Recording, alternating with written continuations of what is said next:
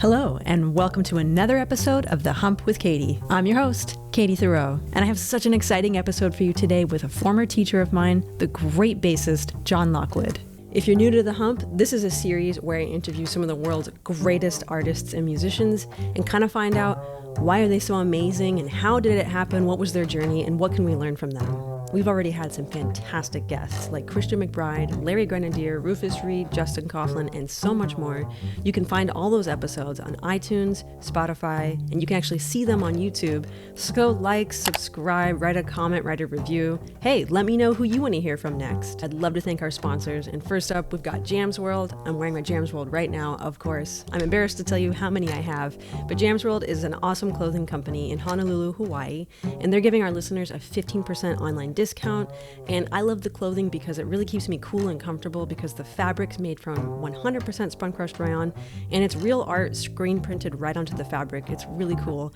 If you go to jamsworld.com and use the promo code JAZZ15, you'll get 15% off your entire online purchase. That's jamsworld.com. The next sponsor I'd like to thank is Kolstein's. You guys, I absolutely love Kolstein's String Shop. It's amazing. They have 2 awesome locations in Long Island and a fantastic online website, and they're offering our listeners a 10% online discount. Go to kolstein.com and use the promo code Katie10, and you'll get 10% off your entire online purchase, or give them a call and they'll give you the discount as well. That's kolstein.com. All right, I am so excited to bring you today's episode. He is a former teacher of mine, an amazing bass player, fantastic educator. His name is John Lockwood. I always love talking to people who were teachers of mine or mentors of mine because there's so many things that I never asked when I studied with them or I didn't think to ask.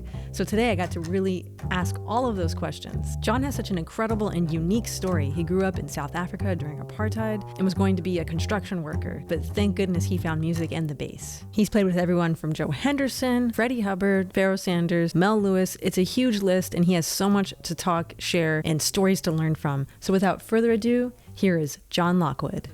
You can enjoy it. Hey, thanks so much for taking the time. I know like everyone's on the computer right now, so thanks for doing one more thing.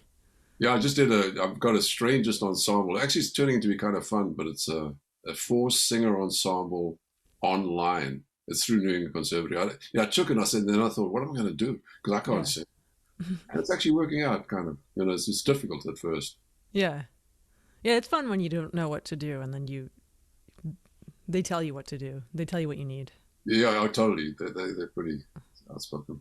Yeah. Well, cool. So I just start. This is my show, The Hump. And of course, the hump is referring to the beat of the music or other things, people take it somewhere else, but, or the bass, and, but it's so great to have you because I loved studying with you. I think you're my favorite teacher I've ever had. And, you really taught me how to teach myself. And then I love teaching now. So you're in the back of my mind when I'm teaching. So kind of want to just see what your story is, John. I mean, I know a little bit in pieces here and there. And then I remember a couple of years ago, I was like, long after I'd studied with you, I was like, I had no idea you played with Mel Lewis and things like that. So I'd like to start from the beginning. I mean, you mentioned you're from Cape Town. It was very primitive because apartheid was in full swing. So it was a drag. Everything was banned. Even the Beatles were banned. I mean, it was like, we didn't have TV because of the politics. We had 3 radio stations. The English and Afrikaans station weren't worth listening to. There was no real music. There was, the African station was the hippest thing to listen to at certain times. They had a lot of choral music though too. So it was limited. It was pretty limited. So I didn't even know. There was no exposure to jazz except for my sister got into that movie, The 5 Pennies, where Louis Armstrong was in, and about Red Nichols, I guess, a trumpet player. So there was glimmers of hearing stuff, but it wasn't like, And then I went to go to the store one day to get the latest pop record, and the guy said to me, the store was the side of the toilet upstairs. In there. He said, I'm getting rid of records because I'm inventory, so you can have 50 cents. It was Ray Charles, It's the Road. I took it and kind of listened to it, got some glimmers of stuff. But I'd studied some classical piano, and then I did the rock guitar thing, and then I can't remember what I did. Yeah, then I had to go to the Navy, so everything stopped. Oh, so you hadn't even studied music like formally as a teen? I was already 18 in the Navy, so I did the Navy time for a year, And that's mandatory, the Navy. Had no choice. You went, didn't matter what was wrong with you, you went. Yeah. And I ended up just cleaning the sides of what minesweepers pretty much, but that was it. And so, yeah, so let me unplug this. So, yeah, so then I just, I don't know, I came out of the Navy and I didn't know what the hell to do. So I went to construction. I was throwing concrete and, all kinds of stuff like that. It was hard work, but actually it was kind of fun in some ways. Yeah. And something made me buy a bass. I mean, I don't know what it was. Yeah, just like, maybe I had a girlfriend way back and that was during the beatnik time, and he had and she was like, wouldn't that be lovely? No, they had a boarder and there was a bass in his room and I snuck in the room one day. Mm-hmm.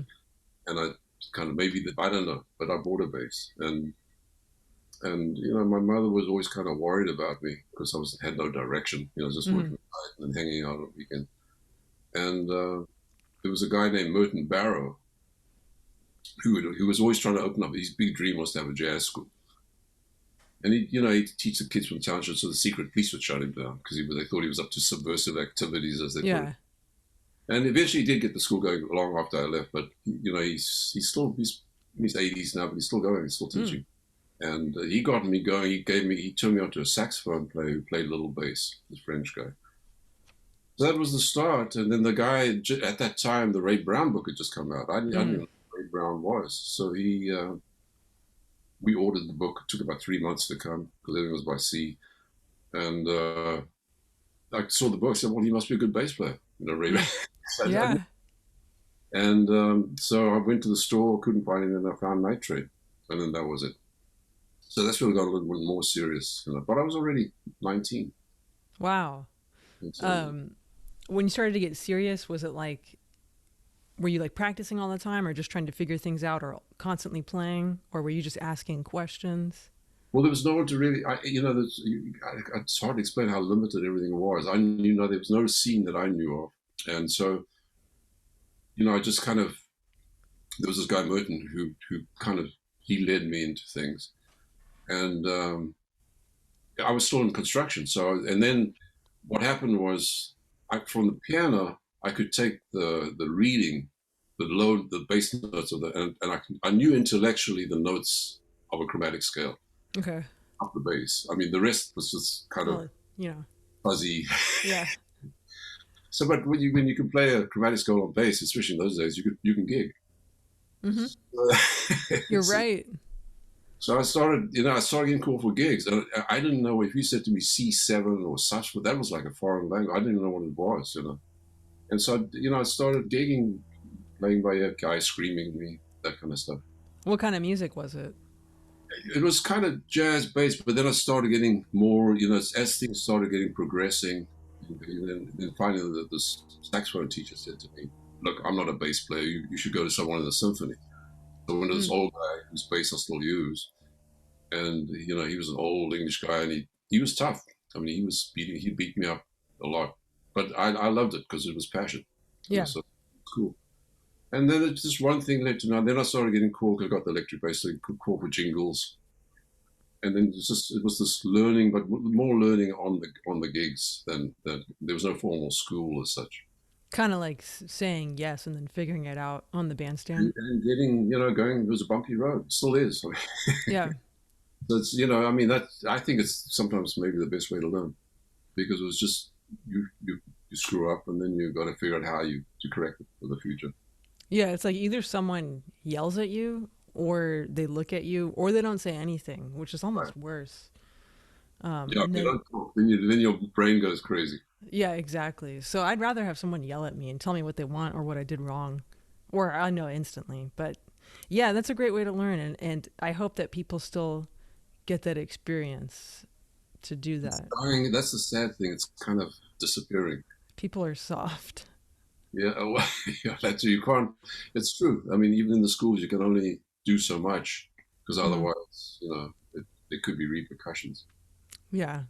I remember that old guy who wanted me to play Othello. Mm-hmm. This is funny. So this is the bottom of the town hall where they used to play the symphony hall. And I wasn't getting the passion, you know. And I remember he grabbed me and he was shaking me. Yeah. It's in you.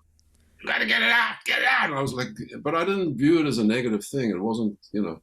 Yeah. He was passionate about that opera and he wanted to play it right. So there you go. And you got the passion. Yeah. Yeah. Well, so you're gigging around just like South Africa. So I was gigging. You know, it was like this.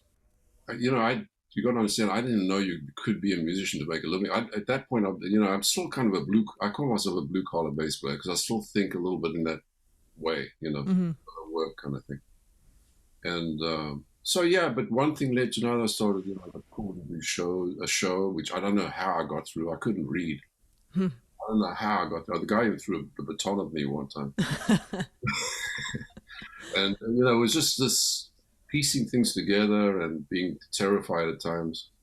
Yeah. And just kind of doing it.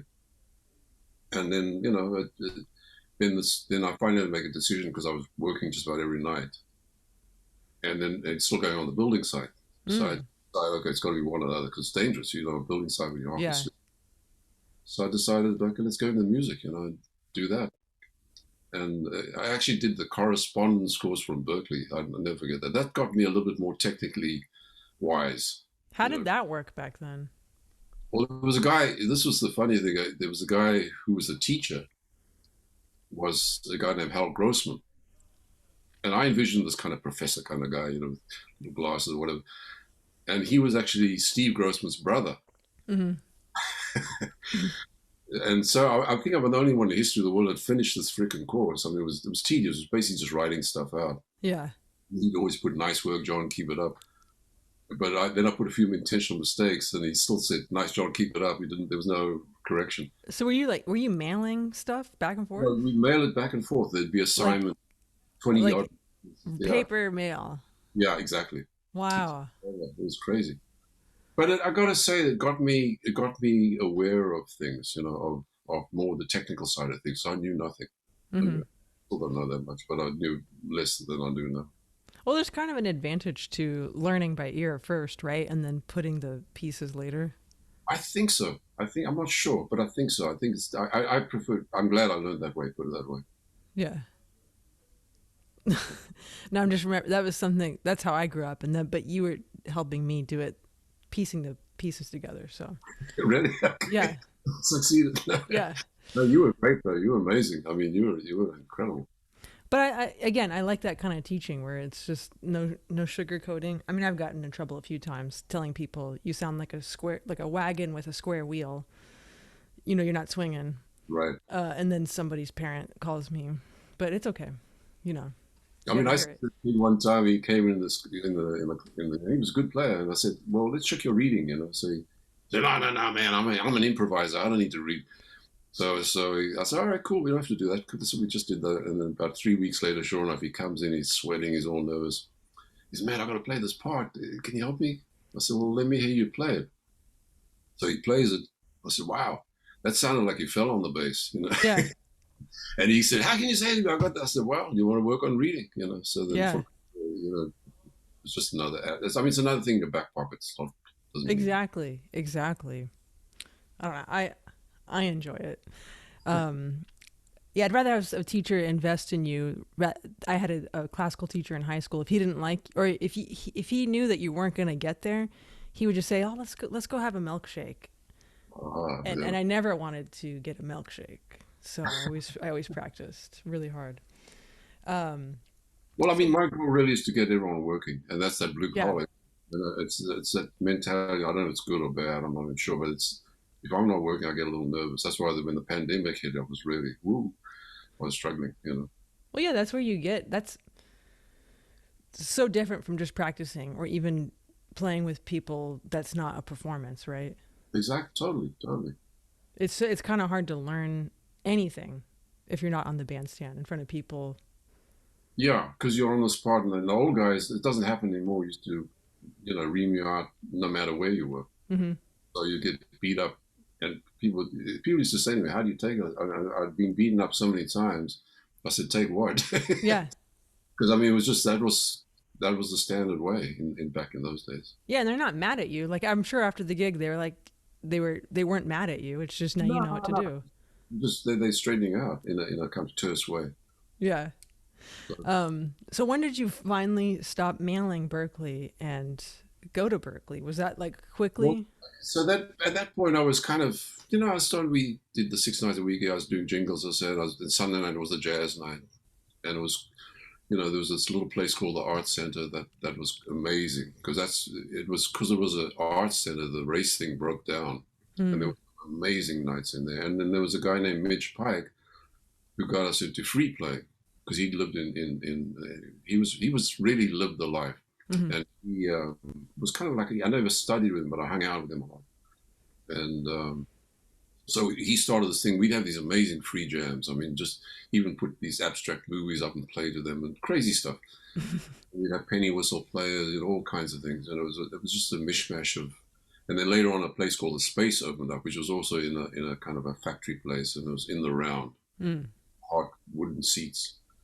And we'd have looking back, there was some. We didn't appreciate the players that were there. There were some amazing players that were just total natural players. Because we always looked out of the country as being superior, which is strange in a way.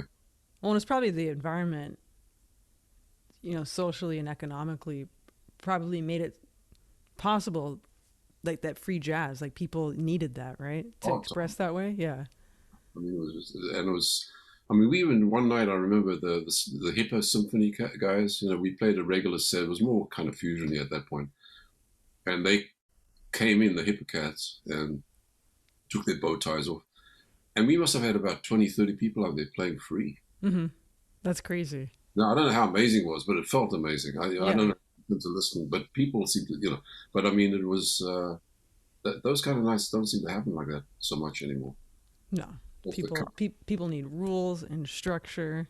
Oh man. Was there anyone coming through town at all? Like, did you get to see anybody at that time?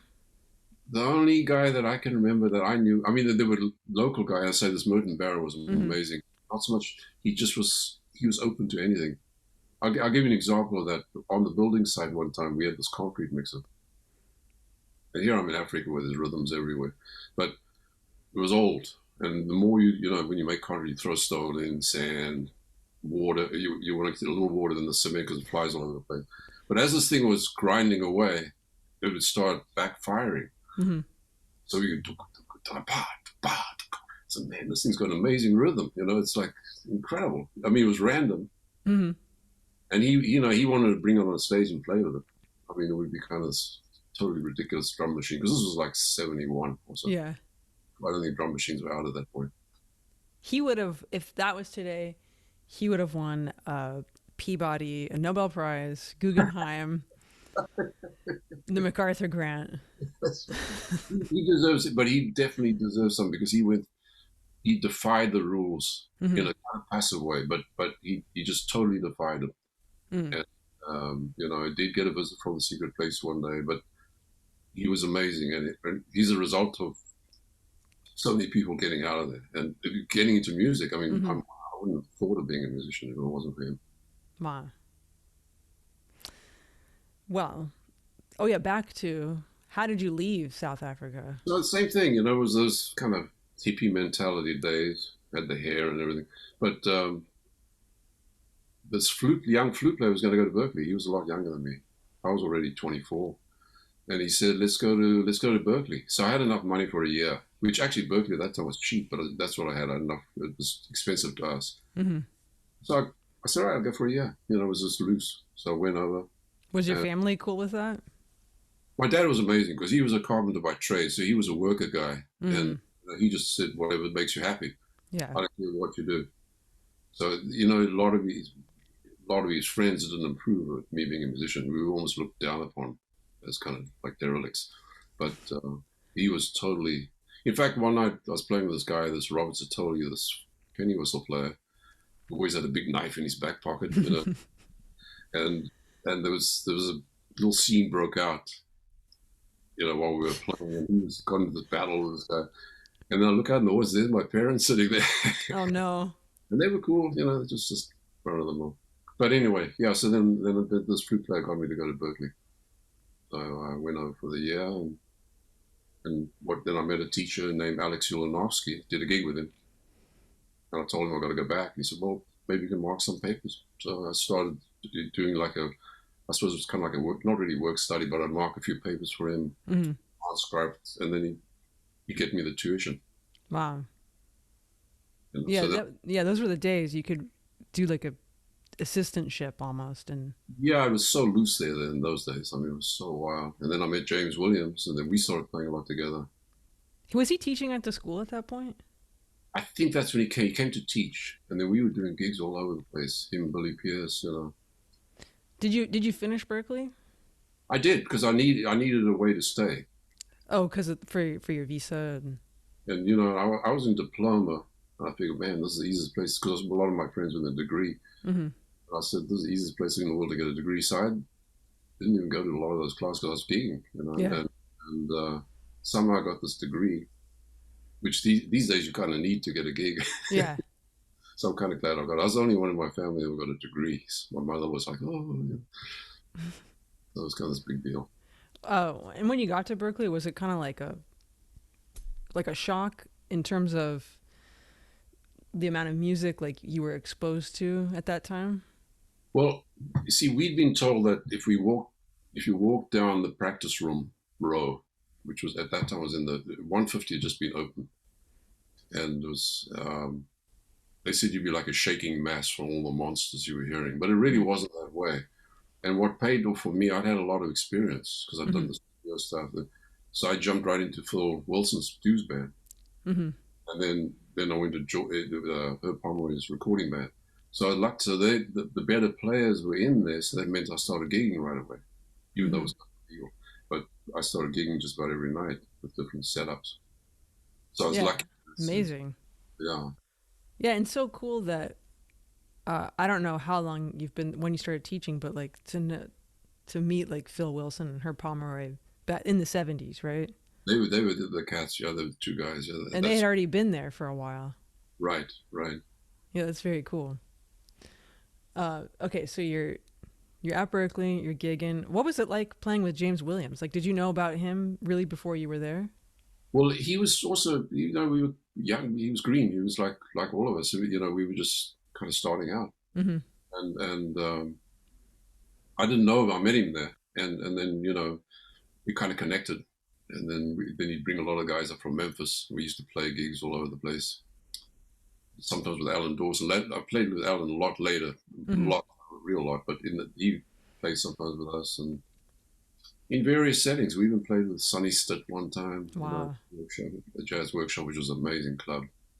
And I was getting these sideman gigs. I mean, that's so hard because I was so naive. I didn't know anything, you know, back in those days. I didn't know anything. I didn't know much about anything at all, really. So it was just kind of like finding your way in a lot of ways. Well, it was like someone would call you and you wouldn't even think twice. You'd be like, yeah, I'll do that. Well, I mean, this is one of those classic. I mean, this guy, Charlie, they used to call him Charlie the Whale. Charlie Lake was his name. And originally he was Buddy's road manager. He was a real old school roadie guy, looked after you in all respects. And then he was Dizzy's road manager for many years. But he called me up to do this singer gig, you see. So I didn't know. He said, there's a singer gig. My teacher, who was John Neves at Berklee, had gotten sick. So they called me. And I had a little bit of attitude about singers. You know, it's like, you know, they never carry. I've changed now. Now I'm cool. But they don't carry anything. They always moaning about the keys. So I kind of went with a little bit of an attitude. Some singer gig, you know, whatever.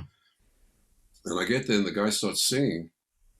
And I go, wow, he can really sing. He's pretty good. It was Johnny Hartman. I'd never even heard of him. Yeah. I mean, I'm glad I hadn't heard him because I would have been nervous as hell. Yeah. And it was just amazing. That was the kind of thing that was happening. It was, you know, just things just happening. Yeah. And how was it for you, like just traveling through the States, even like you said, you're going to or with like James Williams and things like that? What was your experience at the beginning? Well, I'd done a road gig before there with this guy, Lynn Bibiana. Oh, yeah. I love Lynn. You know, and it was kind of like a Maynard Ferguson thing. Is he still around? Yeah, he was teaching at Berklee. I think he still is teaching at Berklee. Yeah. Yeah, he's another one of those teachers that hard. Love it. Yeah. Oh, he's a tough guy. Yeah. No, Yeah. he's always a tough guy. In fact, that's the first time I saw him. Maybe I shouldn't talk about that. No, I saw a dressing room getting broken up because there was this record contract that got turned down. I've never seen anyone break up a dressing room. Nice. I'd heard about it, but I've never really seen that.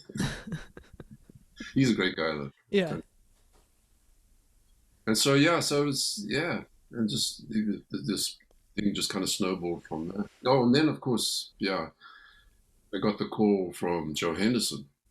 Mm-hmm. I thought someone was playing a joke on me. I thought it was like a friend. I said, yeah, sure. And then I realized, wait a minute, this is him. Wow. And he was like God, because I'd heard him on the Miroslav record, now what's the Infinite Search, I think it's called. And so I said to him, I said, I don't think I'm good enough, you know. So he said, well, send me a tape. So I sent him some tape we'd made in a place called Pooh's Pub with James and everyone. And I didn't hear anything back. And I was almost kind of relieved because I was scared, you know. Yeah. It was like God calling. And so luckily for me, I mean, this was sheer luck. I figured he didn't reply, so I figured he's not going to use me. I had a gig in this place called Sandy's Jazz Revival out in anyway. And so as I'm leaving the club, it was one of those gigs that wasn't happening at all, and I was like thinking, maybe I should go back to construction or something. Mm. As I'm leaving Sandy Berman, the club, I said, I'll see you Tuesday. I said, what do you mean you see me? He said, well, you're playing with Joe. Oh. If I hadn't done that gig, I wouldn't have showed up. Yeah. Because I thought, you know, so that was the beginning of some great stuff there. And it's so cool to play with people like Joe, and I know you played with Freddie Hubbard too. Right. Again, like that Phil Wilson. It's like you'd been listening to them at least for a few years, and then to get to play with them while they're still playing, right? Like in their prime. That's such an experience. So lucky. No, it's really long life. You know. Yeah, and at that time too, Boston was more of a hub for music than it is now. Like more. Totally. More comparative to New York, you know, where people would come through and play for a week or two. Right. Those were the days. It's definitely changed. I don't know, but you know, sometimes these kind of times, I've noticed people in general, there's a wanting to be with people, you know, everywhere. I've noticed, even just in regular settings, there's this kind of a cool vibe. Yeah. It wasn't there before. Now, I don't know if it's going to kind of fade out again once everything gets going, but I hope it doesn't. Yeah, I hope so. I hope so too. So what was like your first gig where you're traveling on the road, like either like to Europe or it's like a big road gig? I did road gigs before that, but that Joe Henderson, because then he said we did the week at Sandy's. And he said, "You want?" I mean, he was kind of loose. He said, "You want to play the Vanguard next week?" I was like, "Oh my God!" My heart kind of. I mean, that's like the Mecca of. So yeah, you know, like okay, yeah, great. So we go there, and then he said, "You want to go to Europe in 2 weeks?" And so that was my first trip to Europe. It was like '78, and that's crazy. Who was in the band at that time? There was Joanne Burkeen, and this someone named Danny Spencer, and then it would change. You know, every time. We played. I think Fred Hirsch did it a couple of times. Even did it once in Europe with Mel Waldron. Wow. And Makaya, a guy from South Africa, right? Makaya and Shoko, they both live in Europe at the time. That's amazing. And different people would do it, you know, all the time. I never knew who was going to be there, kind of thing. Yeah, that's kind of cool. Yeah, it's crazy. They're just chop and change. And did you care? Because did you travel with your bass, or were you just using basses? No, that time I was traveling with the bass. Oh, really? Okay. There was some serious problems because in those days we used to they would buy a seat. Mm-hmm. And you never knew that with the airlines there would always be this little bit of tension. Mm-hmm. So you had to act like you knew what you were doing. Yeah. Like you didn't know what you were doing because then it was all over.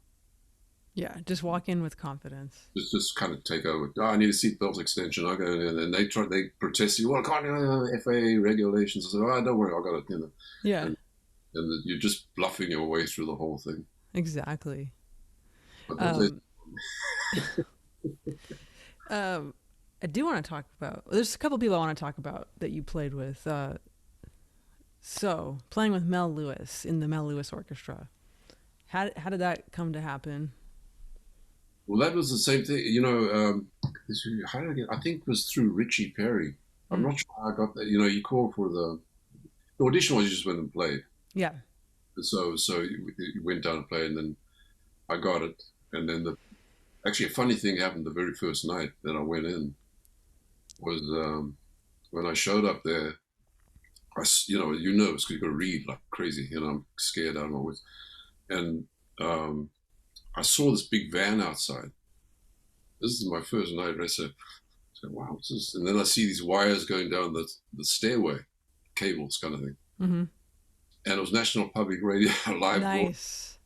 Oh my God, now I'm really freaking out. So I go down there, and Mel, they pull up a tune that I'd played before in other bands. Mm-hmm. It's not hard. But Mel said to me, it's just a blues, So I thought, because in the state over there, I thought he just wanted me to play blues. I didn't, I didn't follow the chart.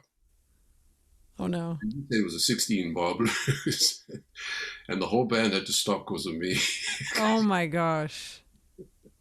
So that was, those kind of things you can look back and laugh at. At the time, it was just a little bit rugged. Yeah. Did you stay on after that? Oh yeah, stayed on. Yeah. Yeah, I like that because that was just the Mel Lewis Orchestra, and you guys were all wearing like uniforms, but it was more like loose and hip. Like instead of suits, it was more T-shirts, right? No, well, that's the funny thing because that's when it all started. He wanted to get more formal. Yeah. So there were T-shirts, but there's also jackets, and got more like it was like a uniform thing. Because that's what attracted when I coming here to America, we stopped in London because the flute player had relatives there. And we went to Ronnie's and we saw Thad Jones, Mel Lewis, and I loved it because they were all wearing dashikis. Yeah. But everyone had it looked like a kind of a Monet painting or something. It was all these colored dashikis. It was beautiful. But so you missed that phase. I missed that part. Yeah. So how was it like playing with Mel? For me, it was a bit of a learning curve because I was used to playing kind of, I guess, way on top. I don't know, and so the times he would get me on him. When he said it was the times I felt more kind of almost lethargic, but he had a special feel that was very unique. Yeah, almost backside of things, almost that thing, and he was amazing. Yeah, I know he said like if you can't play with me, then you can't play. But yeah, I don't really care about ahead, behind, the beat and stuff like that. But when you're playing with somebody, you're not really talking, right? You're just listening to him. Just feeling where that's that thing, that ride cymbal. As soon as you know what it's going to be for that night. Was he using the big cymbal at that point? Well, that big kind of what is it? Like 24 or 26 inches. It's a big washy kind of cymbal. Yeah, that's amazing. How long did you stay on that band?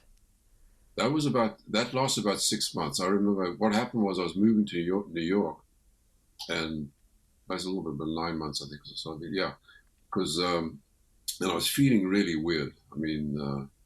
And I thought, I'll get it checked out when I get to New York. I'd be carrying my stuff, and suddenly I'd have to stop, and all these kind of things would go up in my brain. I thought, what the hell's going on? So I got to New York, and I went to this pretty strange doctor because my wife at the time, we didn't. That's weird. There's this big city with millions. I didn't know who to go to. So yeah, he had a friend, and she sent me to this doctor. Anyway, so I had hepatitis, and the only cure was to rest. And, oh my gosh! So everything I'd set up, and right at that time, Mark Johnson, Bill Evans, what Mark Johnson would say, people were subbing, and then Mel really liked him, so that was the end of me right there. And then I lay in this room. I don't know if you know Joe Cohen. Yeah. So we were in one sector. It was a big loft. It was a beautiful place. It was a sublet right on Fifth Avenue. Cheap too. And he'd be practicing endlessly, in the other, and I could hear him, and I'd be just laying there because I couldn't even play. I was so beat up. Wow. And he'd trying to eat these stews I was concocting to get back. You probably got hepatitis from being on the bus with all those people. Yeah, it wasn't the serious. It was the kind you get from mononucleosis when you don't take care of it. Yeah. It's viral, I guess, viral hepatitis they call it. Yeah, were you on the bus? Like, were you I just was, busing it? I was like, the energy thing was I couldn't get my energy up, and then I didn't feel like eating. That was another thing. So it was a strange period. But then that's when Gary Burton called. So I subbed with him a lot doing these European tours. I never had the gig, but I did a lot of tours in playing electric though, Oh, cool. What was the format of that band? just quartet. Nice. And that went on right through, many times, and then did a lot because he was big in the Midwest too, so we did a lot of those kind of things. And yeah, it was. Well, from Mel Lewis to hepatitis to Gary Burton, and but then you played. I remember you told me when we were taking lessons, like how you had played with Freddie Hubbard too, because it just seemed like you were the person that it's like, we need a bass player, go call John. Like you were like the person. You are Well, the person. see, that's what happened. I bought this shack in Maine that cost $15,000. I Were you mean, giving up on life and you're like, I'm moving? no. This was before we moved to New York. We bought this shack, my wife and they actually turned us down for the mortgage. The mortgage was $15,000. They turned us down, and she fought them, said they were discriminating against musicians, so they gave it to us.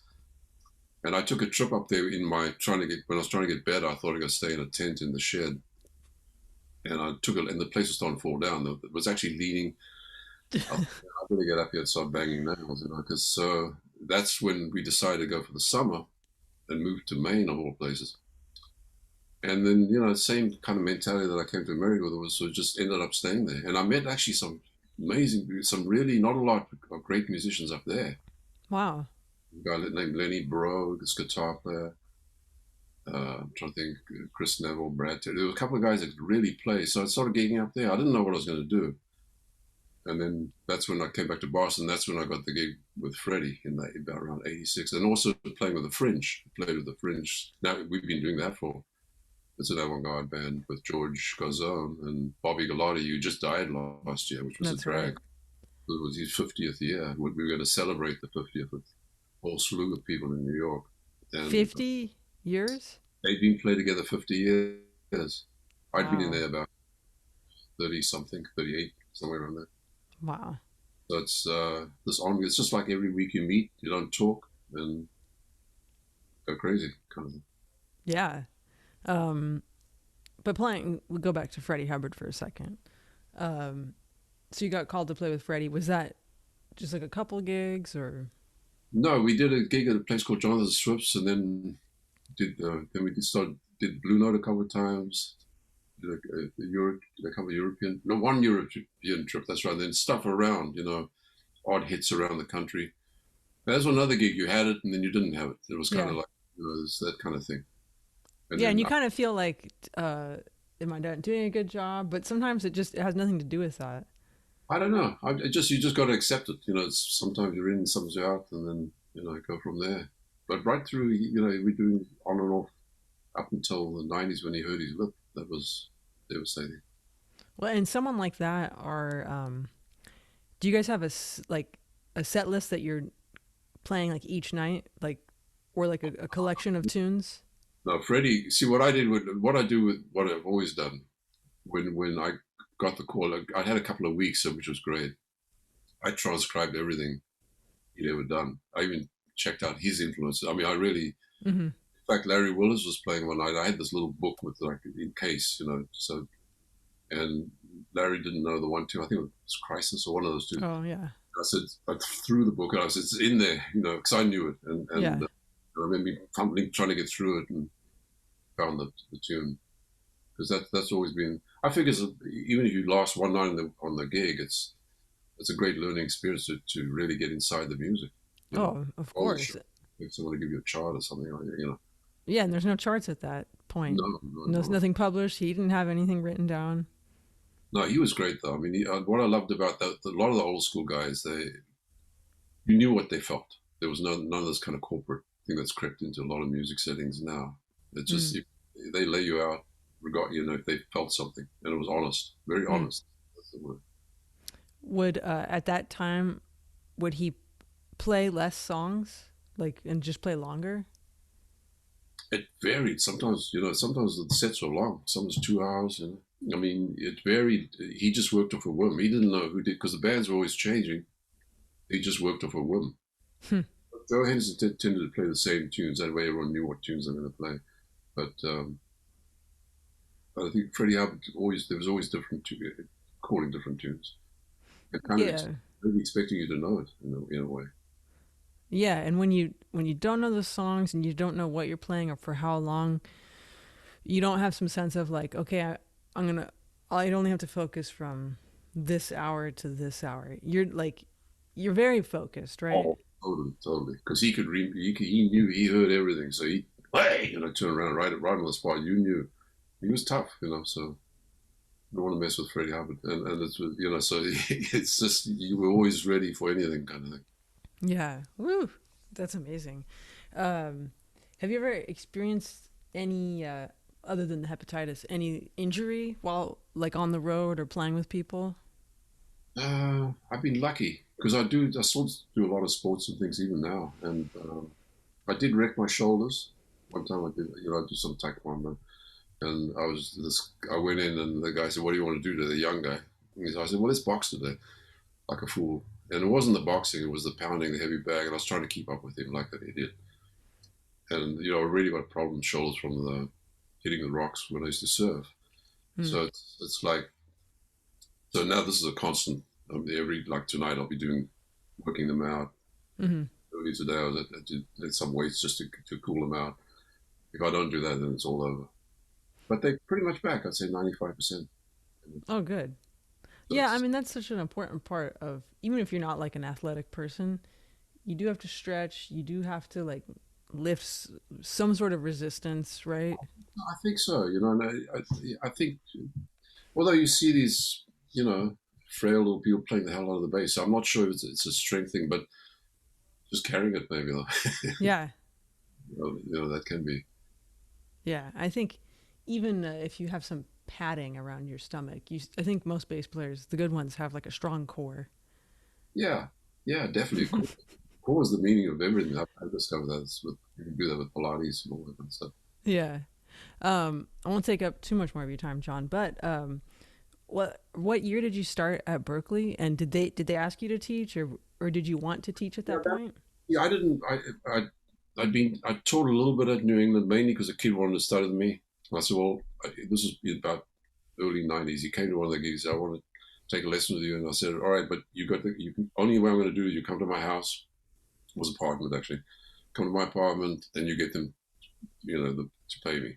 So I did that, and then sometimes I get one student, sometimes I get 2 students, then sometimes I get 3 or 4. Because Hank Kosnetsky was the chair at the time. He said, "Why don't you take a few more?"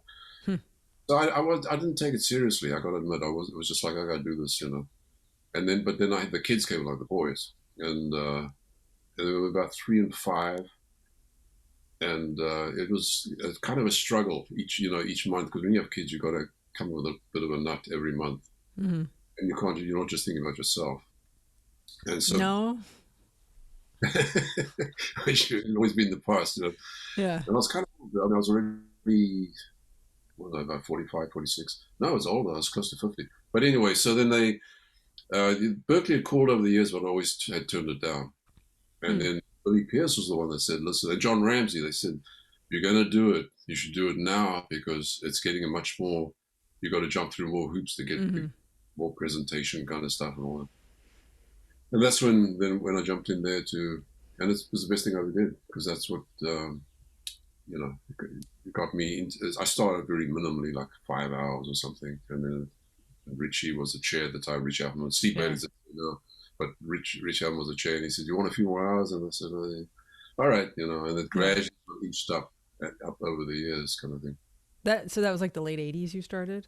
No, this was about 18. This was about 99, actually, 98. Oh, okay. Yeah, because we played a gig the night before for the Zillion family. They were honoring Louis Bellson, Alvin Jones, Roy Haynes, Yeah, but all the different drummers were representing them, kind of thing. Mm-hmm. Well, that's well. We're glad you're at Berklee. What's like one of the things? What was like the hardest thing starting up, like having like a teaching studio for you? I had no idea how to approach it really. I never thought of myself as a good teacher. I judge how long people would stay with me, which was usually one time, and then they wouldn't come back on privately. So I figure, I'm just not a good teacher. And so it was a learning thing. It's of how to approach it, how to be more individual. I didn't want to have a system as such. I still have a method or whatever, and I still don't do that. I try to find person's passion, whatever way, and then link stuff into that via that route. Because I think that's what I still try to do. But that was a learning thing. I had to learn how to do that. I didn't know how to, and I've gotten a lot better over the years. If I say so myself. Oh yeah, and it's one of those things that you learn better, like how to teach. And did some things become, once you were teaching more and more, become more apparent in your own playing of like stuff you wanted to do or wanted to fix? Totally. Yeah, totally. And a lot of the exercises, I'm sure you've done the same thing, that I created for myself, I use when I'm teaching. Mm-hmm. Other beneficial things that I was trying to fix on my own stuff, I've transferred it over to a teaching thing. And now with Finale, it's so easy to just bang out these exercises instead of handwriting them. Well, good for you. I this is like the extent of my computer use, so I still handwriting. That was one thing Berklee, I didn't do well with that, all that computer stuff. Yeah, I've gotten since this last year. I've come light years. I mean, it's not but I've come light years. I'm doing Logic now. I mean, I say I'm doing it. I'm doing these things. But I get the guys, because one thing that also saved me in this pandemic was doing sessions. Mm-hmm. Oh, just like home studio things.